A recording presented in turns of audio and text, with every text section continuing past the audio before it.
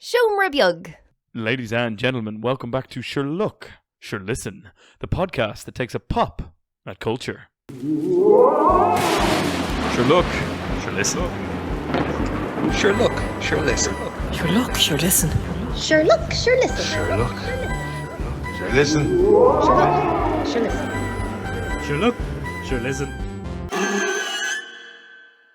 Very good, Benjamin. Here we are. It's a Sunday afternoon as usual, and I've been sitting here waiting for you for 35 minutes, you absolute bastard. But sure look, Benjamin, that is fine, because we've got a lot to cover this week, including but not limited to Uncharted, Ben. Someone's made a fan film of the series Uncharted. You've put down here Inside Job. I've never heard of it, so you're going to give us a little taste of what that is. Benjamin, also, there was a new trailer for Cowboy Bebop, which neither of us have ever heard of. And, Ben, I'm getting excited about the Eternals. Never mind all that, though, because there are 3 films for us to take a look at this week, including Night Teeth, which is a very hard one for an Irish person to say, Halloween Kills, or Does It, and Dune, or as you say, June. Sure, listen, Michael, if that wasn't enough for you, we're also going to be... It is. Actually, Honestly, is. We're actually... Probably is. We're chock-a-block today. But it's our final episode in our Spooktober special month this week, Michael, because next Sunday will be October 31st. It'll be Halloween, so we can't do Halloween-related content on Halloween, Michael, because we release on a Monday.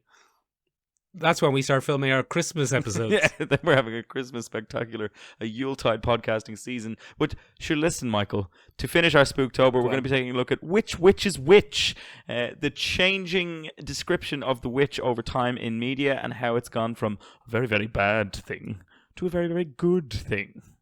Or has it? Yes, very good. You beat me to it. Excellent, Michael. So go on, jump us in there, Michael. We've loads to get through.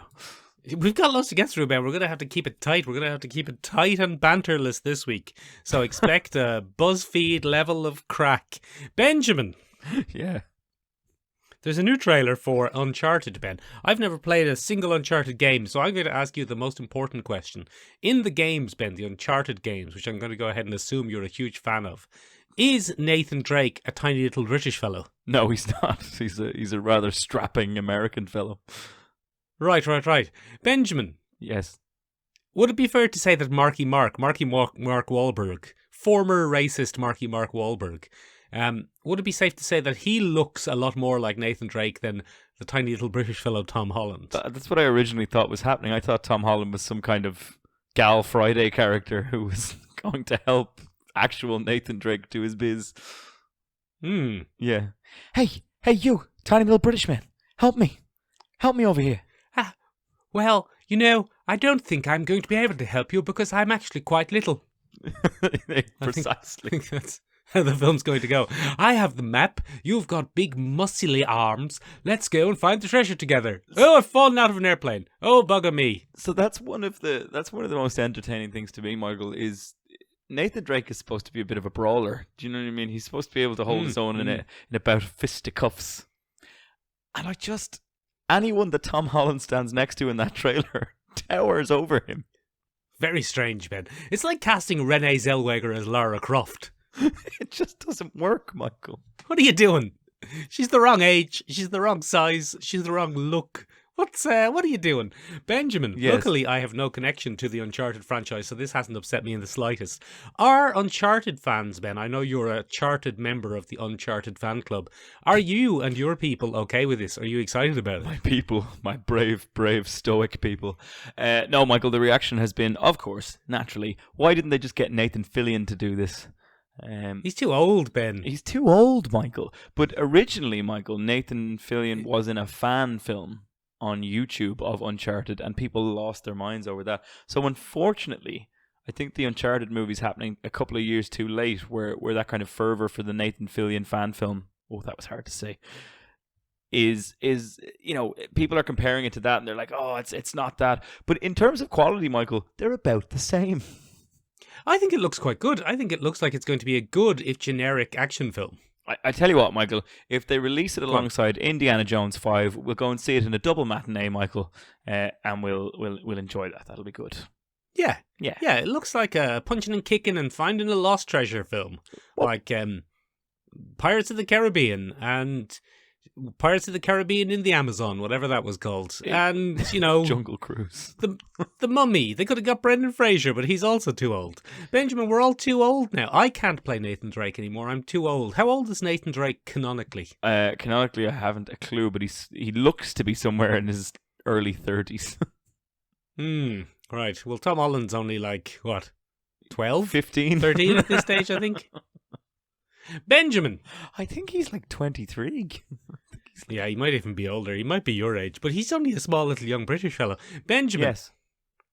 I have to say, with the increasing clips that are coming out of the Eternals, I'm getting more and more excited about it. Where's this come from, Michael? This was not on our running order. How dare you besmirch the running order? I've just slipped it in there. With the spontaneous addition.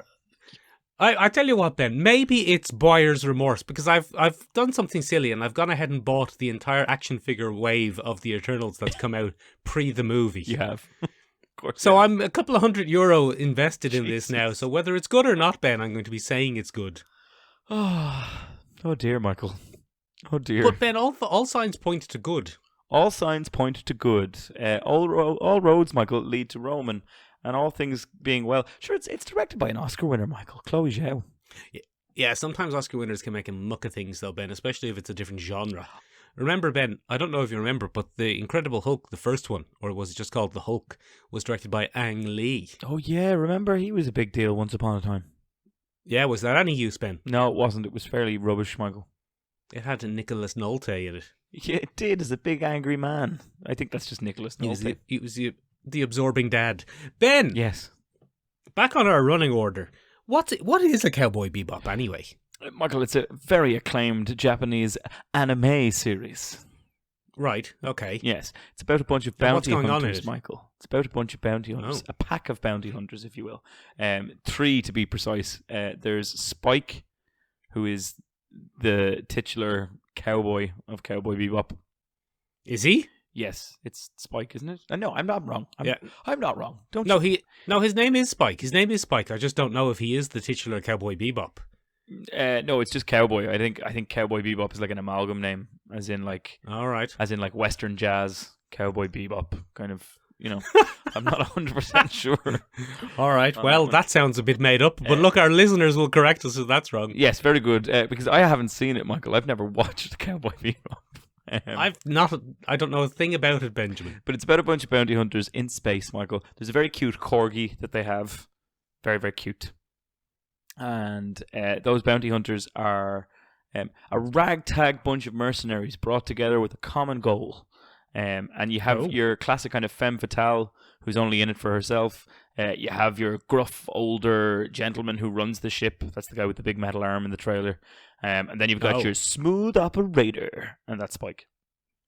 Oh, there's a sexy lady as well, I believe. Yes, that's the femme fatale, Michael, as I said. Oh, yeah, okay, sorry, I sometimes don't know the terminology. Benjamin, I know nothing about it, and I don't think it looks terribly good, but it was certainly one of the more interesting trailers I've seen in a while. Yeah, very creative, Michael. That little black bar, such creativity. Yeah, a very creative trailer, Ben. Is the whole series going to be like that? I wouldn't imagine so, because that, I feel, would be hard to watch. That'll take hours, Michael. Decades to edit. Oh my God, imagine the editing, Ben. Imagine the editing. We don't even like editing this. No, we hate it. That's why the quality is so middling. It's just like, that's good enough. Yeah, middling quality. That's it should be on Netflix. Benjamin, look, I'll give one episode a watch, and if it catches my wickle, then I'll watch it. But to me, it looks very much like Killjoys. It's 3 bounty hunters in space in a kind of future amalgam society going on. I think people are excited for it from the Cowboy Bebop fandom, but I don't. It certainly doesn't float my boat, Michael. I certainly am too invested in it. You, of course, would have preferred if the titular character of Spike Bebop was played by tiny British man Tom Holland. That's what Michael, as president of the Irish wing of the Tom Holland fan club, that I just want Tom Holland to be in everything. Including you. Benjamin! We've recently started a petition, Michael, to deep fake him into classic movies. I've put him into Citizen Kane. I can't wait to see him in Casablanca. Playing as Scarlett O'Hara. Yeah, playing both Humphrey Bogart and Scarlett O'Hara. So, one day Tom Holland will rule the world and we'll all enjoy that. It'll be good. Yes. Benjamin, Yes. what is Inside Job? So, Michael, you and I have a favourite Go on. series here on this podcast. It was one of the bonding moments for us in our earlier episodes, and that was Gravity Falls. Oh, I've remembered it. I've seen it. It's about twins who are doing supernatural adventures. Yeah, and you and I were also fans of another animated show once upon a time called Rick and Morty, or Richard and Morty. Oh yeah, it's about a grandfather and his grandson, and they have supernatural adventures. Yeah, now, Michael, what would happen? What would happen, right, if you got the creator of Yes. Gravity Falls, one Alex Hirsch, Yes. and you got a showrunner from Rick and Morty together who handle the animation? Oh, What do you think you get then, Michael? it could either be good or a disaster. It's pretty bloody good, Michael. It's pretty bloody good. Oh, good. Inside Job is the new animated series from Netflix. I've heard of Netflix. Basically, the premise is very, very simple. Every single conspiracy theory that all the kind of QAnon people have, and the flat earthers and all this kind of thing, it's all true, Michael. And Even the ones that are inherently self-contradicting. Indeed, yes. The deep state is real in this particular thing, and it's the shadowy organization that's running the world. But of course, it's run by a bunch of bloody malcontents, Michael, and they're a big bunch of dopes, and that's where the Rick and Morty style humor comes in. That sounds interesting. Yeah, so it has all the conspiracy of a Gravity Falls, all of the lore, all of the fun kind of mystery stuff, but then it has all the charm and wit of an early Rick and Morty. I think it's important to stress that. The last series was pretty good, Ben. The last series was pretty good, Michael. But I say an earlier Rick and Morty because I believe the last series of Rick and Morty is one of the best it's ever had. Now, that's controversial, No. Michael. That's controversial. And I think it's going to take some time before Inside Job reaches that height. But it is very good. Who are the main characters, Ben? Our main characters are Reagan, who is... Ronald Reagan. Not Ronald Reagan, no. It's... Reagan, and she's played by Lizzie Kaplan, and she is the neurotic daughter of the former head of Cognito Inc., which is the deep state, as it happens, kind of modeled on a Google business model and made fun of in the exact same length and breadth. So, yeah, very interesting, Michael. She is the head of operations at Cognito Inc., and she's built as a bit of a Rick, I suppose. She's a very unpleasant, antisocial genius. But without less of the arrogance. She's a very insecure, antisocial genius. Very clever. Yes, so it's a little bit of a twist. It's a new and interesting twist. Then we have her father, the former Dr. Reagan, and he is played by Christian Slater, Michael. He's voiced by one Christian Slater. I like Christian Slater. He's like a poor man's Ultron. What's his name? James Spader. James Spader. Yeah, and so in his case, Michael, he that character is kind of like Rick if he genuinely didn't care about being the smartest man in the room despite being it. So he's a kind of a, how do I put this? He's kind of a bohemian party machine who was forced out of his company. Then there's JR, who's the head of the shadowy elite organization. J.R. Rowling. J.R. Rowling, correct. No. Oh. But in this particular case, Michael, we have him at the head of the company, and he's kind of the money and the middle, and he's a bit of a joke. He's kind of a classic Republican parody, I suppose. If you would. Oh, you love those, media. Ben. Yeah, he's probably one of the weaker characters, to be honest. And then we get the squad. So one of the things that happens to set this off is that Lizzie Kaplan's character thinks she's getting a promotion finally to the head of the organization, and she's finally going to get to run the show, and she's very excited that. And then JR goes over her head and hires a frat boy to be her her kind of head of department, and it drives her absolutely mad, Michael, and shenanigans ensue, and there's all kinds of interesting things. We get to meet the man who shot JFK. Oh, very good. Yeah, his name is literally Mr. Knoll, as in the grassy knoll. Grassy knoll, very good. Is he all grassy? Yeah, he's not actually, but he's an old man and he's very proud of killing people. So it's kind of classic shenanigans, Michael. It's a very sci-fi happy thing. You know, you get to see a moon landing conspiracy, you get to see a JFK conspiracy, you get to see a hollow earth theory conspiracy, and all of those kind of conspiracies play out as I suppose, set pieces as opposed to actual plot moments, and the hilarity kind of ensues from the HR shenanigans that go on in a shadowy government elite organization. It's very good. Very interesting. Very enjoyable. Benjamin, I have a call coming in on my 24-hour emergency hotline, so I'm going to have to pause for a second and get it. I will pause All right. here as well. Benjamin, Yes.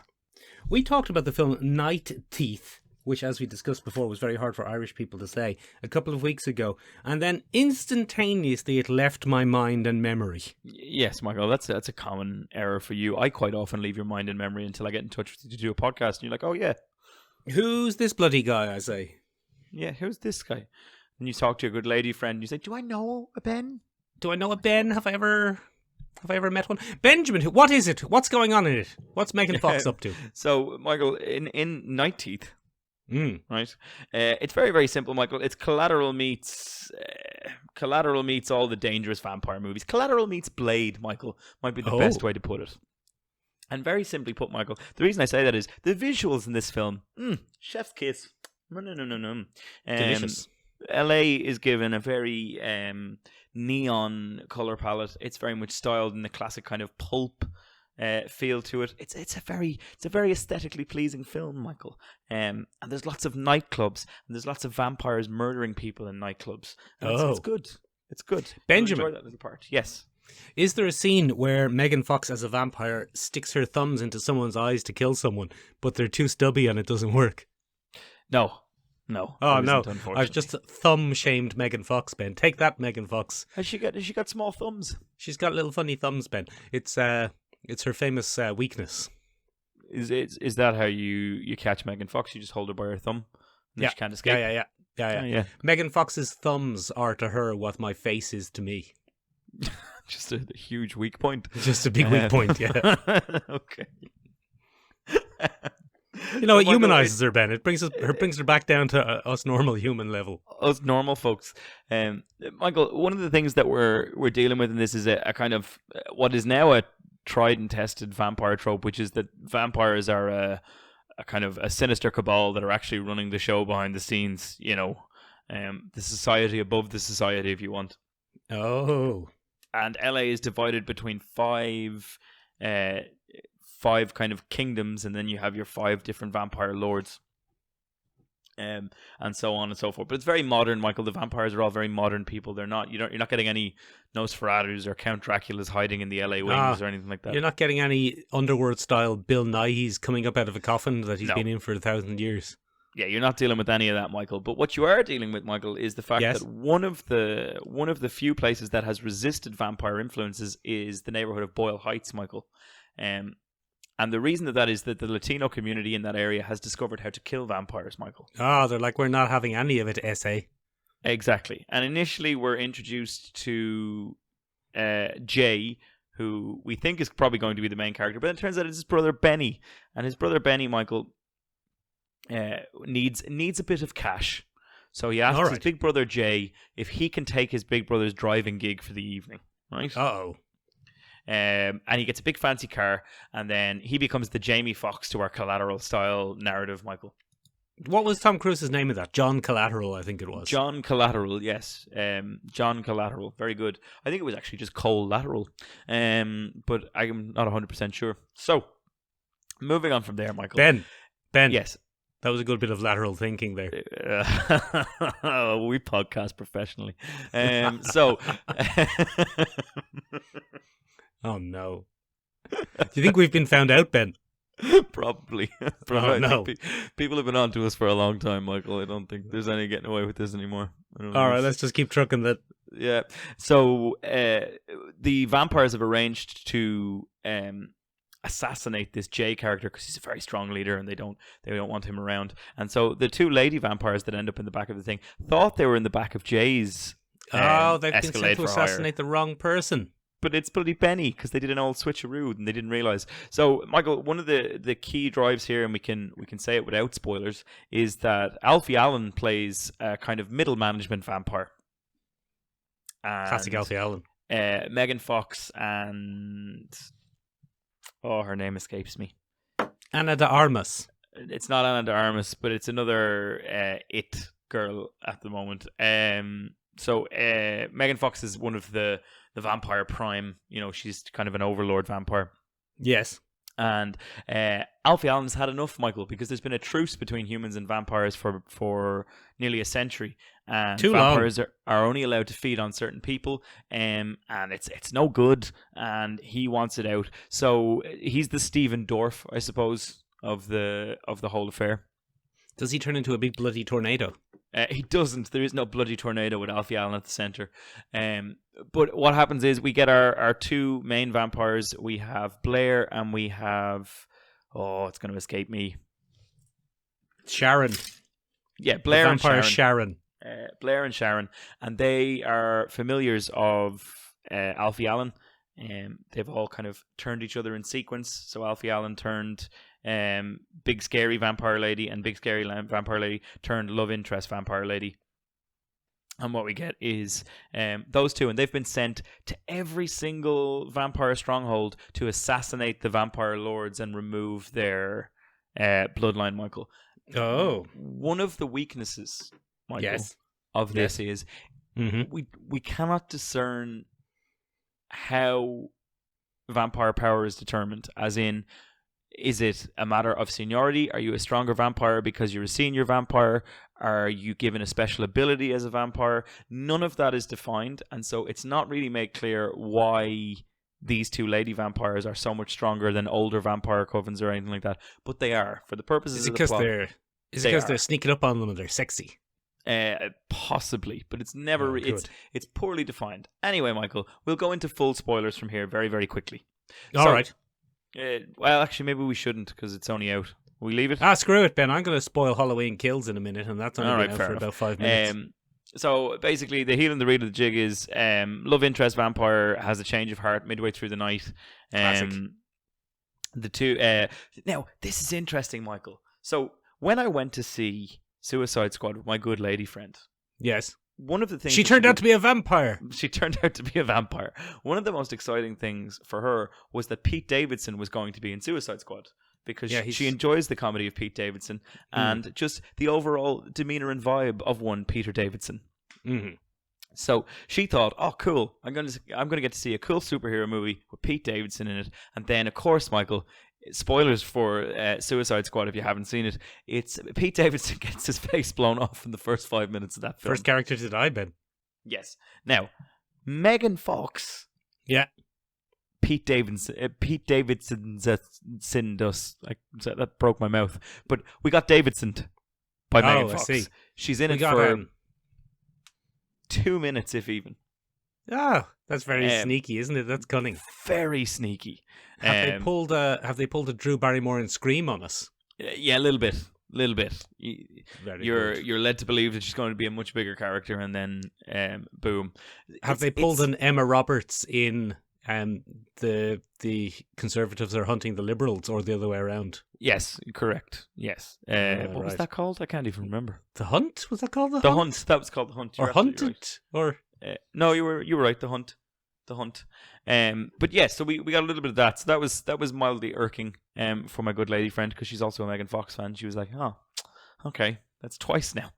That's twice. That's not great. That's not fair. Now, overall, Michael, very enjoyable movie. You need to switch your brain off to watch it. It's stylish enough, well paced enough. The vampire characters are likable enough that this is just a fun Halloween movie. I wouldn't say that it's a great vampire film. Right. In terms of it being, the fact that they're vampires doesn't really matter. They're very strong and very powerful, and I think they're supposed to be very sinister for that. They're very fast, and et cetera, et cetera. And then Sunlight ends up playing a major role.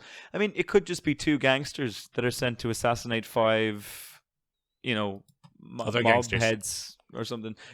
But it is a very enjoyable film. It's a good little romp, Michael. If you're into vampire films, probably not the best one for you. If you're into a good time coming up to Halloween, Michael, go on, give it a watch. I'll tell you what, Ben, speaking of good times coming up to Halloween, I watched the film Halloween Kills. That was a buttery smooth segue there. Benjamin, I don't know if you know this, but I'm actually named after Michael Myers. I did not know this, Michael, and I don't know if I believe that. Good. You keep a hold of that grain of skepticism then. Benjamin, I'll tell you what. I liked the last Halloween, serving as it did as a sequel to the original Halloween and going back to the start. This one, Ben, is about Michael Myers. It's set at the pretty much. It continues directly from the end of the last one, Ben. And Laurie Strode, played by Jamie Lee Curtis, has defeated Michael Myers, or so she thinks, Ben. Or so she thinks. Or so she thinks. Because I've got news for you, Ben. Michael Myers survives, and he's going to come back to Haddonfield, and he's going to kill everyone. But Ben, the people of the town have had enough. Oh. And they're going to form a mob, Ben. Oh. And they're going to use mob justice to bring Michael Myers down. That's interesting. And I tell you what, Ben, that ends about as well for everyone as you'd probably imagine. Yeah, God bless them. They probably God they have bless a bit of this is America and we can take him, and then this is America. There's people with guns and there's gangs and there's mobs, and Benjamin, I tell you what, I didn't like it. I didn't enjoy it. Oh no. It has a very weird tone, Ben. Very, very weird. I don't know how I feel about 70s and 80s horror, Ben, and how they punished what they saw as society's wrongdoers.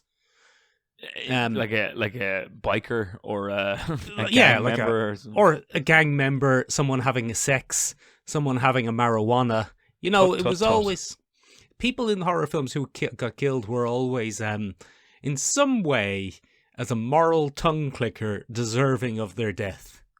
And the pure innocent chaste victim usually survived. And Benjamin, Halloween Kills has it's the most weirdly agenda-driven horror film I've ever seen. We're going to go into spoilers here, Ben. But first of all, its main message seems to be, mob mentality is bad. Which, you know, good. That's good agenda.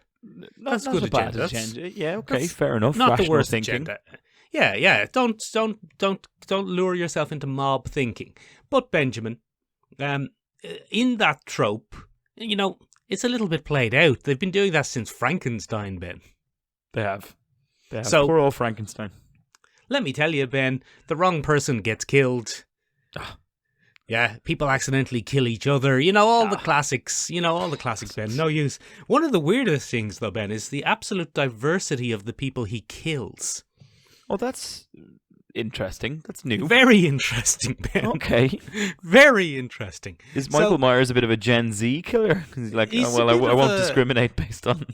It seems to be. It seems like the best way to get killed in this is to be diverse. Which is in itself a ridiculous sentence, obviously. But he kills a bunch of firemen, Ben. Okay. He kills 30 firemen armed with fire axes and massive industrial power cutters and stuff because they attack him one at a time. Why would you do that?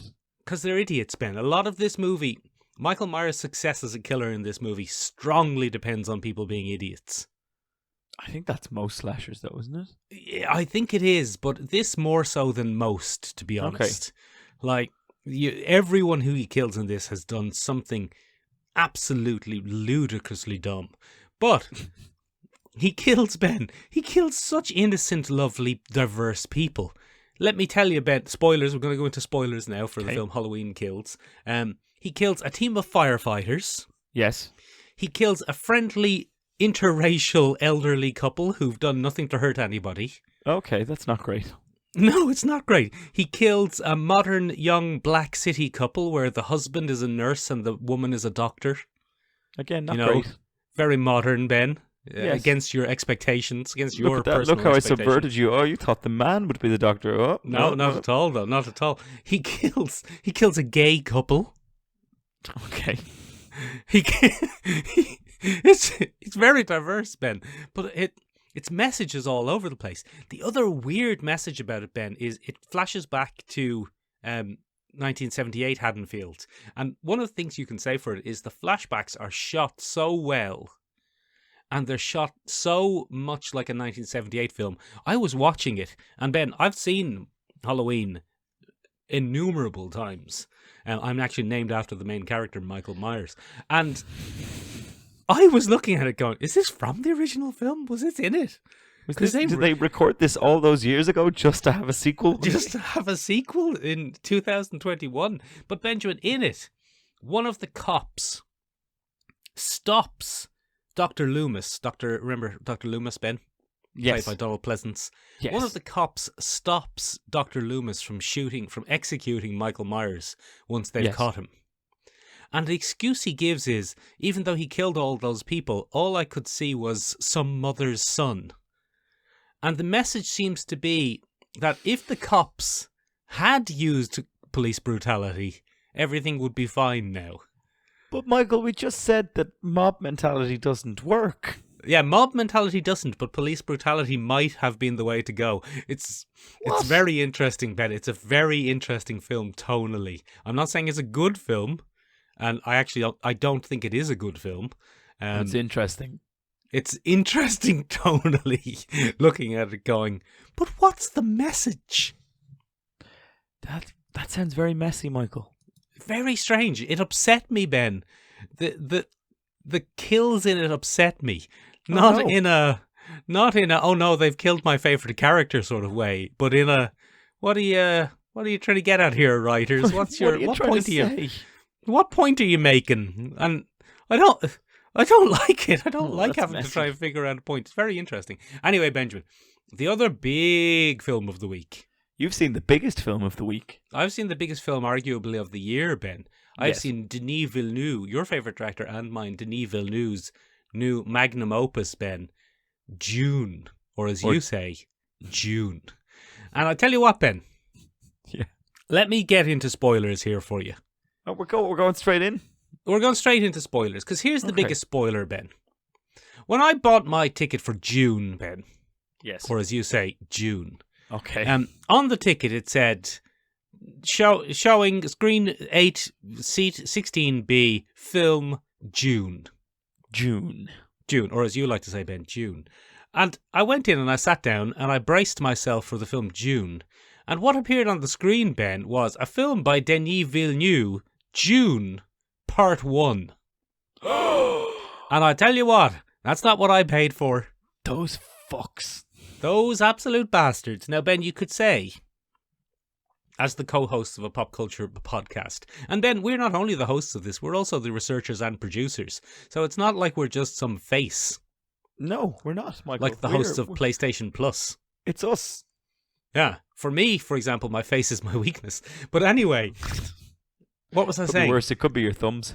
It could be my thumbs. It could be like Megan Fox with weird thumbs. But no, I'm Michael Myers with a weird face. Ben, I think that's just Michael Myers. we probably could have figured this out. But I didn't figure that out. I did not know that. And if I had one major flaw about this film, is that it's half a film. It's no. So do you are you left with a lack of completion in your life?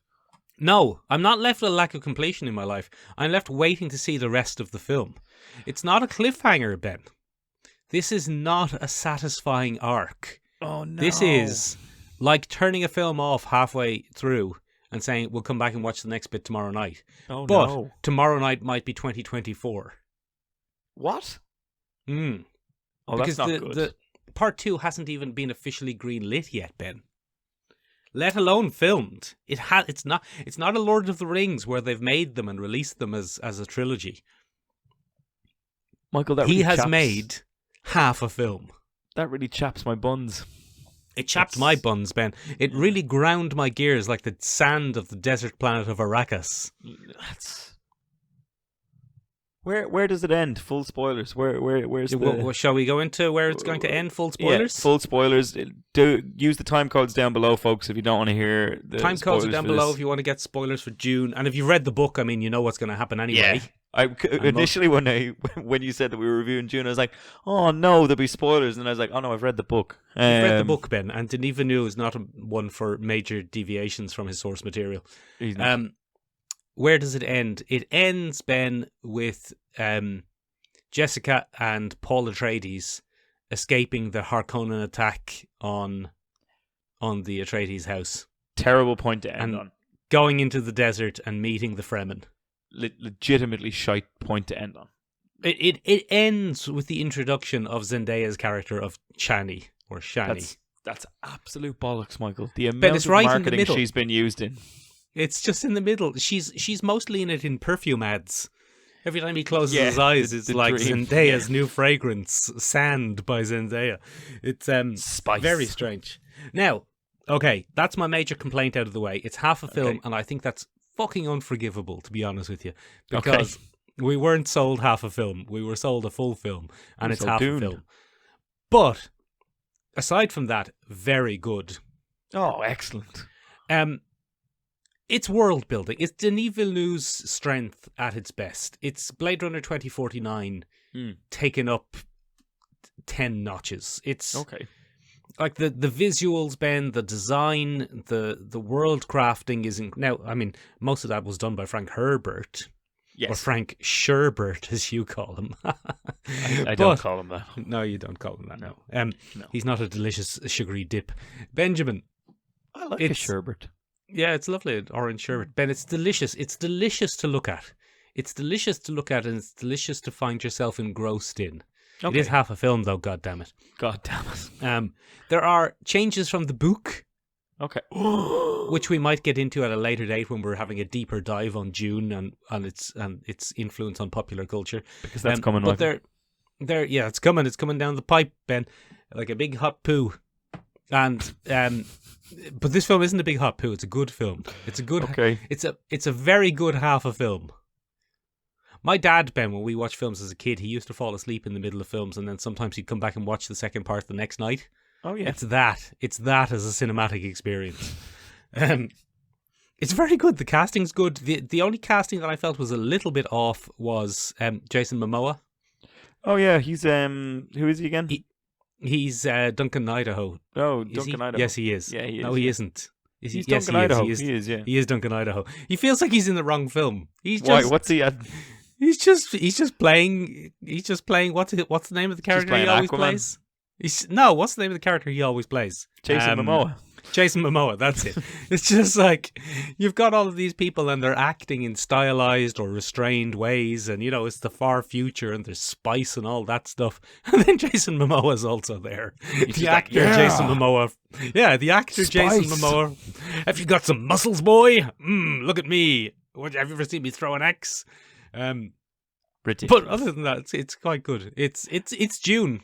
It's very much what I expected.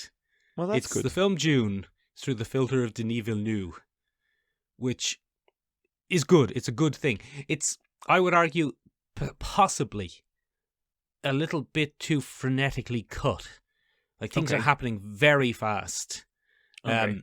But I think they have to for the amount of world building he's trying to put in, the amount of detail he's trying to put in, and the length of a 5-hour film.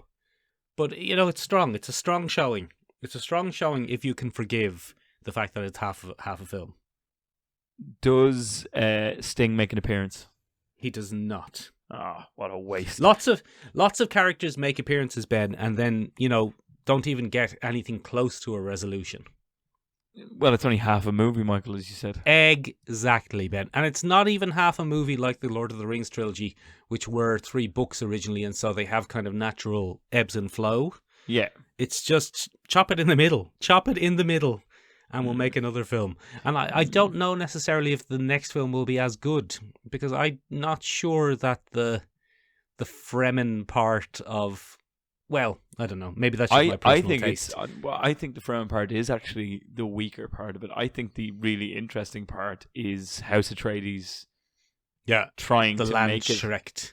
Yeah, but I think that's interesting. I think The that's Sardaukar. the weird, like, the bizarre kind of Shakespearean court ethics of the space Of the far future. empire. Yeah, it's that is interesting. And then the Fremen are weird sometimes. The whole honor system and stuff. I'm just like, meh. They're just desert fellas. Just a I'll bunch tell of you what, desert Ben. lads. Maybe we could get revenge on Denis Villeneuve for tricking us by giving us half a film, by getting someone to put some sort of curse on him. Can you think of anyone who might be available to do that? At a push, Michael. I suppose we could go and we've 2 options, Michael. We could go and make a deal with the devil. All right. Seems a bit direct. He'll give us a little mark, and then we'll be able to do it ourselves. Yeah.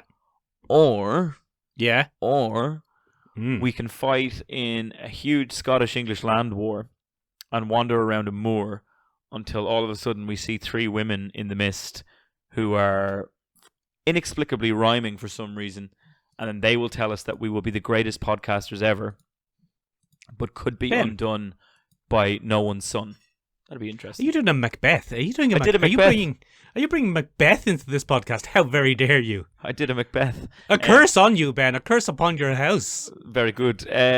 Michael, it would be a witch. We'd probably have to get ourselves a witch. Very clever. That was probably an unnecessarily long segue, but I think we've done it. I liked it. I'm sticking by it.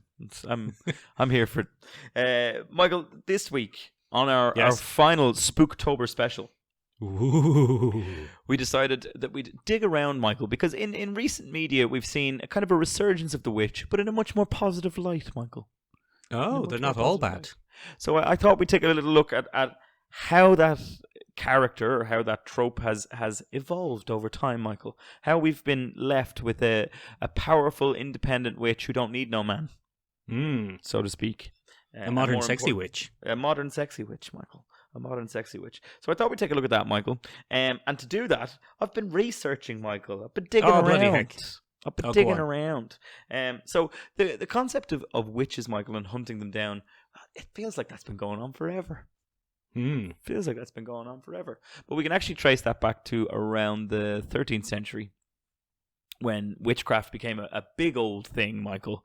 And the reason that it became a big old thing is because of one particular German theologian. Hans Christian Andersen, the son of a bitch. Christian Andersen. And he created it has a bunch of different names, but you could call it the Witchfinder Manual. The Hammer of the Witches. I'm very bad at German pronunciations and things like that. And in this text, Michael, he outlines how to find a witch, what marks a witch out, what to do when you find a witch, how to test the witch, and then, when you've found your witch, what do you even do with them? How do you get rid of them? Throw in a river. Now, Michael, one of my favorite things about this is it's kind of always cited as a huge religious text. You know, and it was an important part of the Catholic the Christian kind of thoughts at the time. But it wasn't. When it was originally written, Michael, even the Pope was like, nah, that shit's mental. Benjamin. I'm not signing off on that. Yeah. Benjamin, I feel that you can't continue this conversation without saying Malleus Maleficarum. I think, yeah, that's fair. It would be a great injustice done to podcasting if we didn't mention that the Malleus Maleficarum by Henrik Kramer. Would you like a peek behind the curtain, Michael? Gig one. My notes are smudged and I can't read it. It's written down here on a piece of paper. I can't read it. It's the Malleus Maleficarum by Heinrich Kramer, and Heinrich Kramer was a big old dickbag, Michael. Oh, he doesn't sound like the best of bloke, to be honest. He was to quote Auntie Donna, a classic sodge. Oh yeah, we can't take that word. We can't steal it from them. Too bad, I'm taking it now. He's a bloody witchy sodge. So he created the system, and Michael, initially, yes, people were like, "This is a load of bullshit. This is mental. Like nobody's going to take this on board." And then, unfortunately, he somehow, and we're not really sure how he did this, got the ear of the Pope, and he was like, "Oh, come here to me." And what was the Pope, Ben? The Pope? Oh, fuck my ear. Okay, fine. It's a legitimate text. Ow, let me go. Give me my ear back. So, as we've covered before on this podcast, Michael, if you want to take down Megan Fox, it's her thumbs. If you want to take down you, it's your face. And if you want to take down popes, get him by the ear. Get him by the ear. Benjamin, he didn't say, "Oh shit, my ear." He said, "Oh shit, my ear." That's how the Pope talks. That's how he talks all the time. Yeah.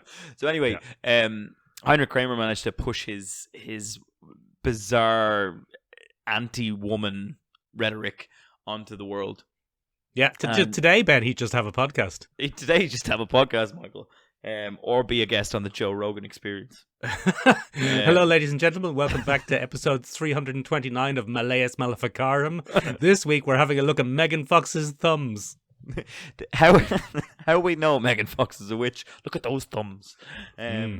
So yeah, he kind of creates this text, and this kicks off the whole wave of witch burning and witch hunting and everything that we do.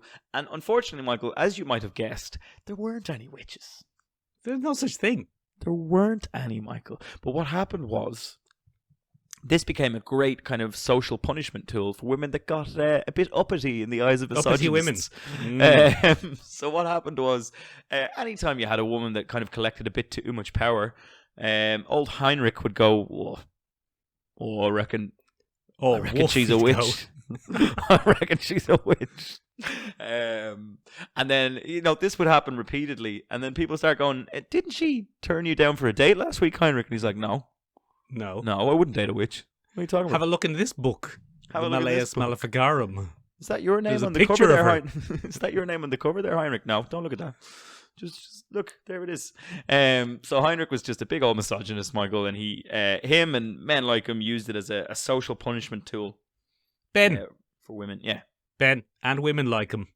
And women like him. Yeah, I suppose that's absolutely fair, Michael, to be Yes. equal. Because there were... it was quite often used. So there are two major uses of it, and it's quite interesting. Midwives, Michael, were often burned as witches. Midwives held a ludicrous amount of power within medieval society because they knew how to deliver children. Kinda. And that but better than, Heinrich. come here, give me this, and pulling it out of someone.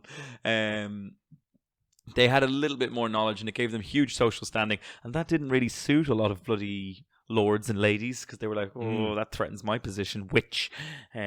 And then another one that was very, very common, Michael, is the old prostitutes, Michael. They were often burned as witches because a lot of noble ladies were like, oh God, I wish my husband wasn't sleeping around. Oh Yeah, she's too sexy. Burn her. Burn her. She's too sexy.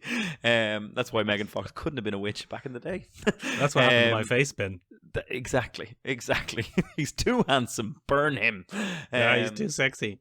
So that initial kind of hatred of women and identifying of witches and things like that became the defining cultural narrative for witches for centuries. There were a couple of ways to spot a witch, Michael. They would have the devil's mark on them. The devil's mark now, Michael, was a very useful thing because it could be anything. The devil's mark wasn't defined. It was just the mark of the devil. So basically, anytime you had a woman and you could give her a choice, you could say, come here to me. You can either take your clothes off in front of this entire court here, and in medieval courts, there'd be a couple of hundred people there observing the proceedings. And like, you can either, take off your clothes there. If you don't, you're a bloody witch. Because you're denying. And he said, but if you do take your clothes off and I find any kind of mark that I deem to be the devil's mark, I've got you. Now, Michael, a lot of these people would be peasants and farmers. And they'd have very tough lives, Michael. So there'd be plenty of scratches on their body where you go, that could be the devil's mark. Yeah, that could be the devil's mark. A lot of them would have never seen a nipple before, Ben. 2 devil's marks. 2 devil's marks. That's a double devil's mark. And so there were different ways to do it. Basically, they communed with the devil on the Sabbath. So if you saw women going about their business on the Sabbath, they're probably running off to chat to the devil. Shame. Ben, hold on a second. I'm going to cut across you because how true is this? How many people were genuinely burned as witches in the Middle Ages, and how much of this is apocrypha? There's quite a few, Michael. Are there really, though? Is this factually attested, or is this just back in the terrible old days, everything was awful?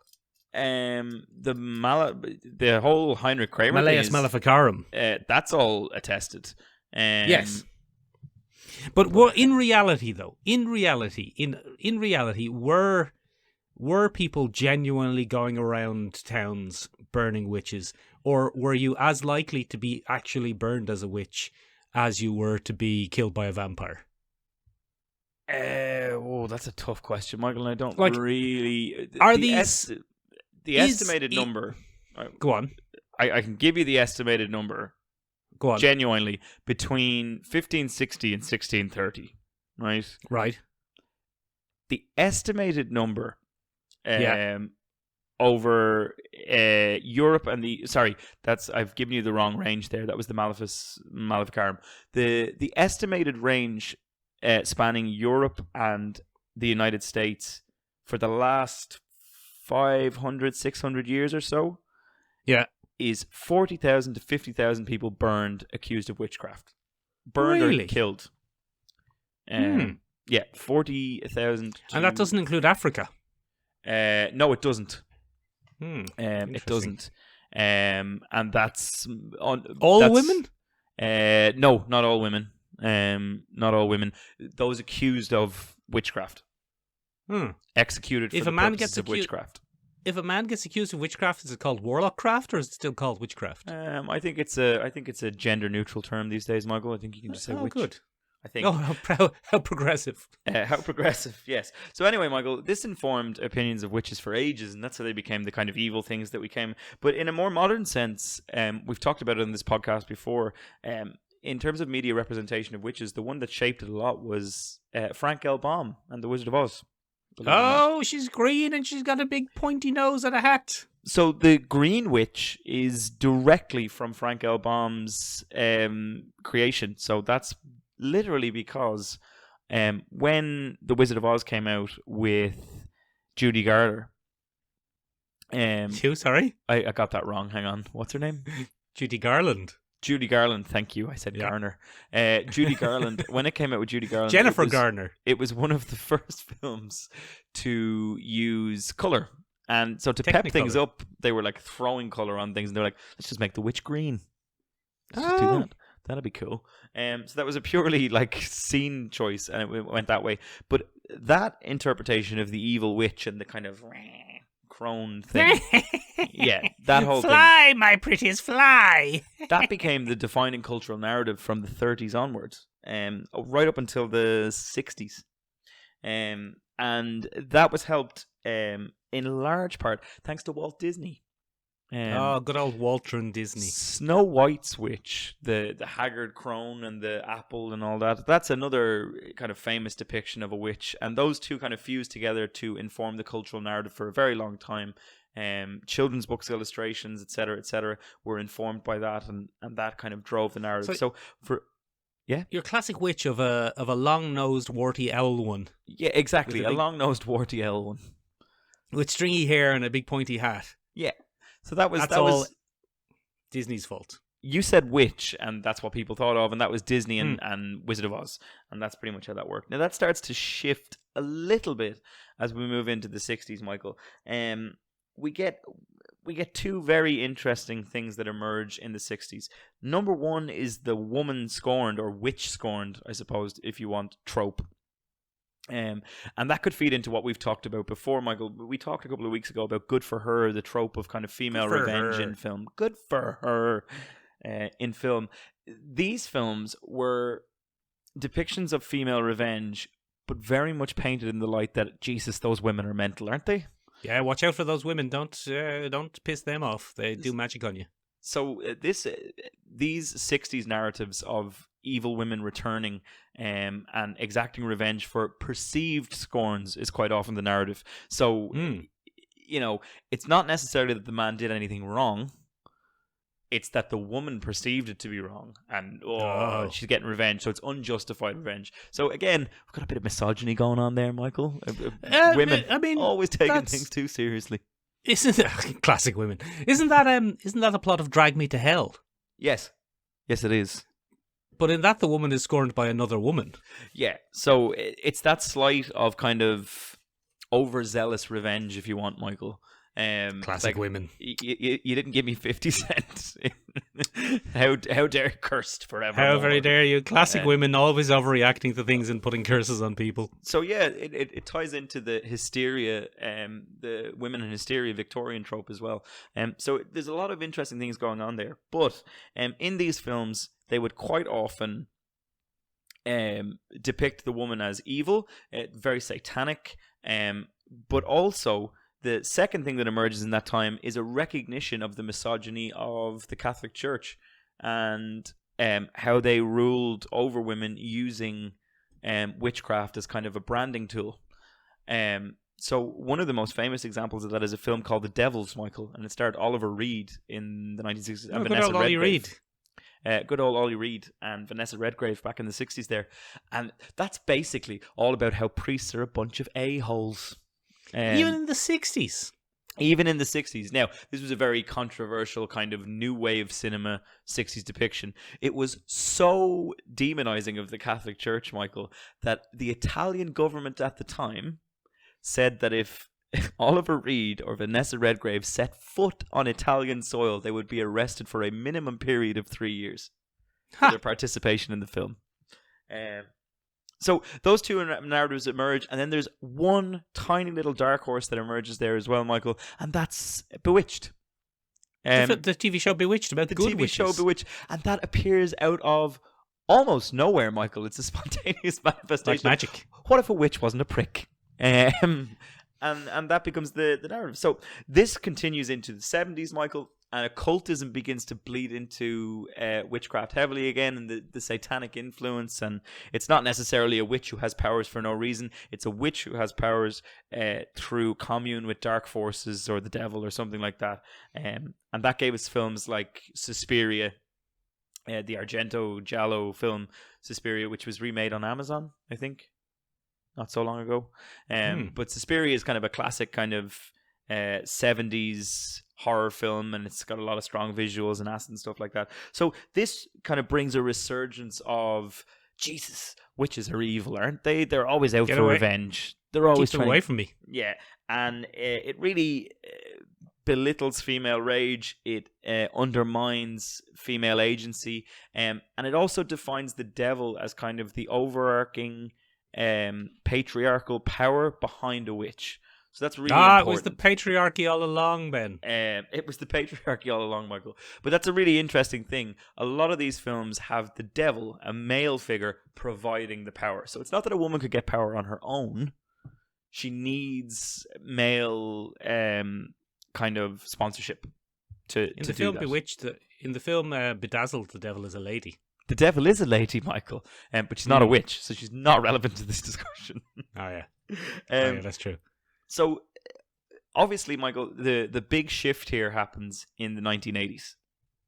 Go on. Where all of a sudden we kind of investigate those misogynistic, sexist tropes of the 1970s, and we say, what if a witch just used witchcraft for a bit of power, for a bit of agency, for a bit of independence? What if she wasn't an outright prick and she was just a practitioner who used it? So this brings about the emergence of kind of the Wiccan witch, the good witch, the witch who uses her power not necessarily for bad things, but for good things as well. And that's where this narrative kind of comes from. But the defining film, I think, for the rebranding of the witch from absolute villain, outright morally bankrupt creature, to women using power and women just trying to survive in a male-dominated conservative society, is The Witches of Eastwick.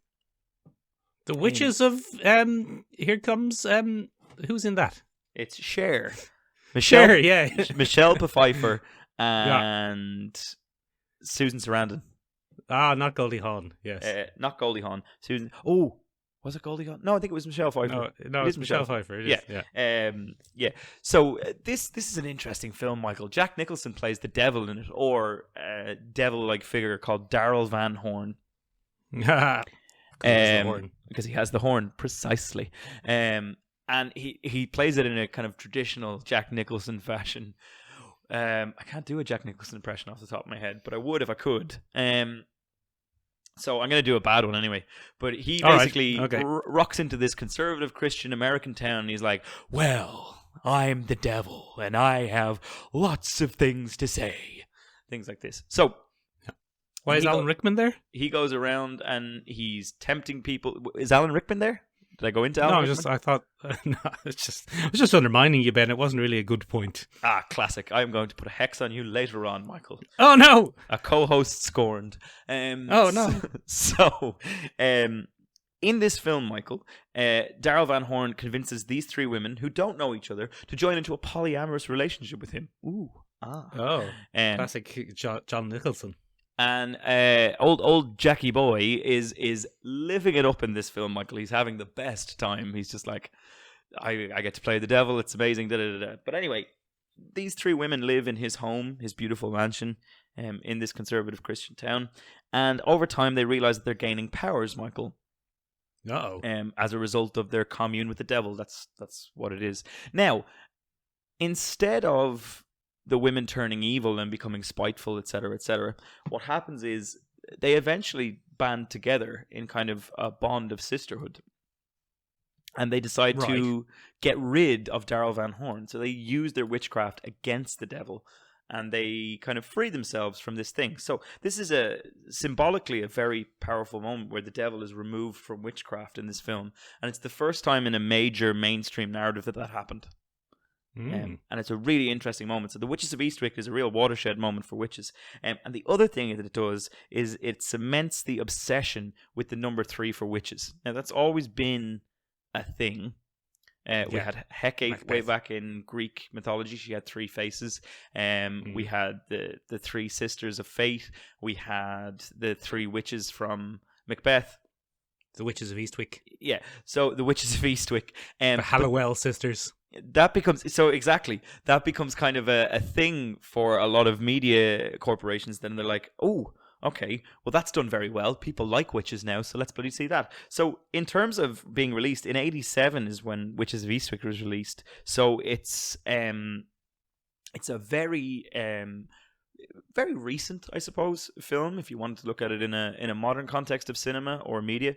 But one of the key scenes is where Darrell Van Horn is being voodoo doll pricked by all these by the 3 women, and he goes down to a church and he goes on a huge rant about how women are the plight of men if they weren't around, and he does the whole can't live with them, can't live without them spiel. I've heard you saying that. Yeah. No, I haven't said that, Michael. How dare you? I am no Darrell Van Horn. So he goes down and he does that, and as a direct culmination to that speech, he kind of gets speared by the women and tortured, and it's a direct rebuke of that traditional narrative of women as women. evil and witches as, the plight of men and stuff like that. And it flies in the face of all those 60s and 70s misogynistic narratives about petty female revenge and things like that. So it's a really interesting watershed moment. And then we get the 90s, and the 90s just wholesale sanitizes witches, and there are 2 key figures that do that. Sabrina, the teenage witch, becomes a show on Nickelodeon, and the tamest form of witchcraft you ever did see. She's just a man. She just can do whatever she wants. She can just just a do whatever capricious she god. wants. She is a capricious god. That's precise. They all are, though. All of them. Yeah. Every single last one of them. Every single last one. Just a bunch of capricious gods. And it's never explained why they can't interact with mortals. It's never explained. It's like they can't do that. Just summoning Britney Spears into her bedroom. Yeah, it's mental. That's kidnapping. That's Sabrina. kidnapping. That's not cool. It's magical kidnapping. Cool. So, and the other one that comes up there is Charmed. So we get 2 very distinct forms of I that. feel you've skipped. I think you can't ignore Willow from Buffy the Vampire Slayer. Oh, I've skipped Willow. Sorry, I have indeed skipped Willow. So there are 3 very distinct types of witchcraft there. There's the Wiccan witchcraft that we talked about that was introduced in the 1980s. There's bloody sexy, powerful lady witches in Charmed. And then there's tame, fun, accessible to teenager witches in Sabrina. And that kind of sanitizes the whole thing. And I suppose, to a large degree, witches lose a bit of their box office magic then. The last big witch film of the 90s is probably The Craft. And The Craft is about a bunch of teenage witches who practice witchcraft and turn on each other over time in their coven and, that kind of thing. But after that point, Michael, witches have their reputation quite damaged in terms of... it comes well in terms of witches aren't all bad, but they lose, very much like we said about werewolves, they lose their teeth a little bit in terms of being a threat in a film. Yeah, that's what I was going to say, Ben. That's what I was going to say, because you've been saying this whole time, women reclaiming the power of witches, but should they, though? Witches are just monsters. Why is it a good thing for the whole concept of the witch to be reclaimed as a hero? It's as boring, to my mind, as werewolves being the goodies.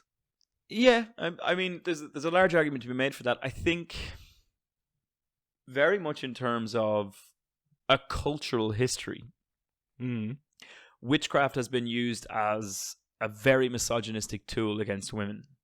So I think from a why do it point of view, it makes a lot of sense maybe to recognize the senseless loss of life born out of wanting to put women in their place. So I think to define witches as monsters consistently is reductive in one sense, and maybe, and this is very, very loose, but maybe gives credence to the notion of burning witches in the past because they were monsters. Do you understand? So No. What I mean is, but isn't it the same as essentially the witch is a witch is a coalescing of the fear of a woman who has knowledge, in the same way that a vampire is a fear of a suave foreign man arriving in town, and a werewolf is a fear of wild bestiality. I mean, they're all just. I don't know enough about the history of it, but I don't think that you can just flat out say that the films of the 60s to the 80s were misogynistic. Okay. Because they had witches in them. Any more than you can say that the films of, the vampire films of the early 20s were racist because they had, the vampires were always Eastern European. I don't know if I agree with you there, Michael. Good. Go on, defend your position, you son of a bitch. I think harmful narratives can be crafted in media. I truly believe that, you know, in the same way that representation matters, misrepresentation has serious consequences. You know, I think the xenophobic narratives of things like Dracula or the early films of Bela Lugosi and things like that, those were possibly harmful to immigrants at the time. Now, I can't say that. I don't have those figures on hand. Do you think, Ben, in 100 years, will the 4 generations from now will be looking back on our generation and thinking it was disgusting the way they portrayed the mentally ill as serial killers in all of their serial killer horror movies? I think that's... Do you think people will be saying Michael Myers was a dreadful misrepresentation of a mentally ill boy? Yes, I think they probably will. Do you think people will look back and say Freddy Krueger, to demonize the paedophile Freddy Krueger rather than having him seek help? Oh, you pulled the paedophile on the internet argument. No, well, Freddy Krueger was only a paedophile in the 2012 version, which I didn't like anyway. He was just a commoner garden child murderer in the first one. But You're even classic. then, I mean, in a more enlightened society, people will look back and say Freddy Krueger was an awful representation of what happens if someone who has child murdering instincts isn't handled well by society. So, I mean, yeah, it's easy to say the concept of the witch is a misogynistic male men holding back women point of view from our modern enlightened times. But we're not probably as enlightened as we think we are, because at the same time, what is the dominant thing in pop culture at the moment? It's serial killers. Yes. And it's like anyone at the moment is listening to serial killer podcasts and watching serial killer TV shows. The amount of CSIs and stuff we have on that are kind of essentially hero worshipping. Look at, say, what you've described about witches in the last half hour there. It's starting to happen with serial killers. Yeah. Like Hannibal Lecter was one of the first relatable serial killers. Then we had Dexter, who was a serial killer who only killed other serial killers. And practically every TV show now in that genre has a former killer or serial killer who's not necessarily a goodie, but sometimes teams up with them because there's something worse. You know, I think it will be interesting to look back in 100 years and see what our monsters of now, in what way our current monsters are not looked upon kindly by future generations. But that's nothing to do with witches anyway. Yeah, sorry, just to finish up the point, I suppose. Do we have time? We don't really. Yeah. We're miles my over. little waffle about mental health is irrelevant. No, it's not. Mental health is very relevant, Michael. We're here a pro mental health podcast. Anyway, Michael Myers though. Or Or pro Michael Myers, I'm not sure. that sanitizing of witches that we saw in the 90s, where they become very palatable and not as threatening, carries right through the 2000s. And what we get is like a schlockfest of poorly written feminist narratives around witches and things like that. Right, go on. The Craft spawns about 3 sequels, I think. All useless. All useless. Then we get something called The Covenant, which is The Craft for boys, where it's a bunch of warlocks, and they're making madness all over the place.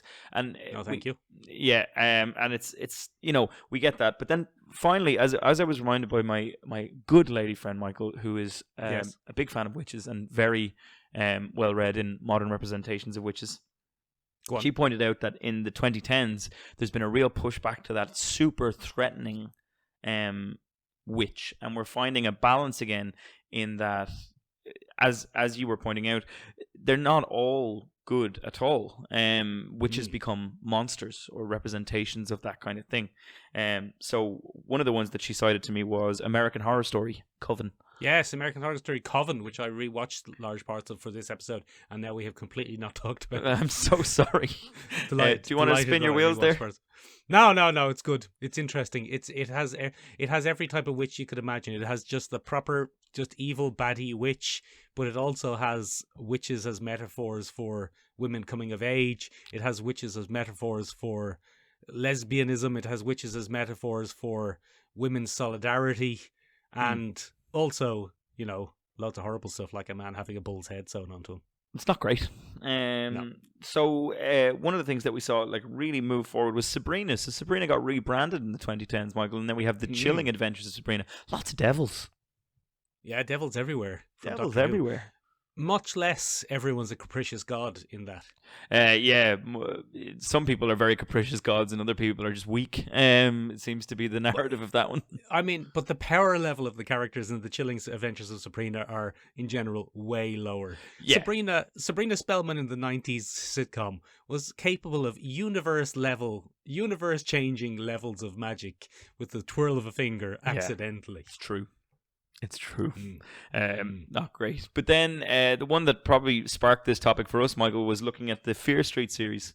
And that pays homage to witches at every step of the American historical thing, and kind of investigates all of these tropes, and then comes up with Sarah Fear, who is not a witch at all, but just someone who was very hard done by historically. She's a classic lady lesbian.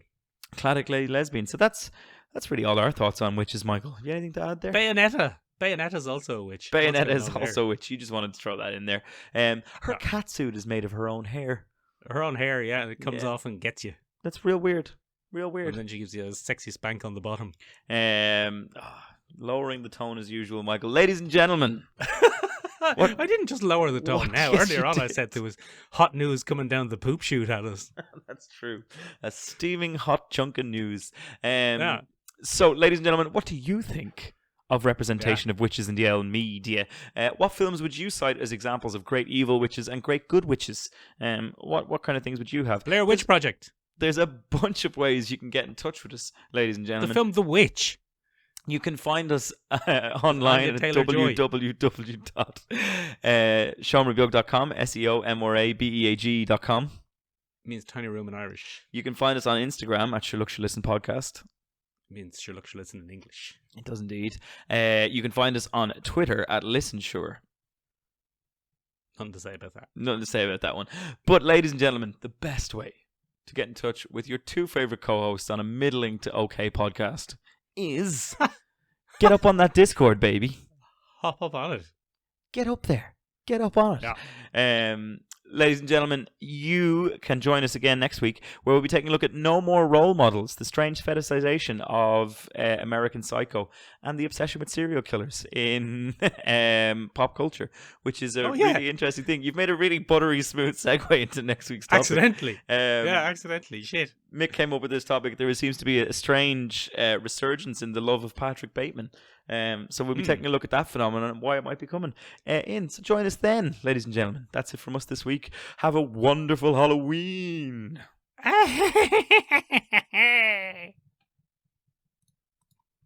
It's a witch laugh.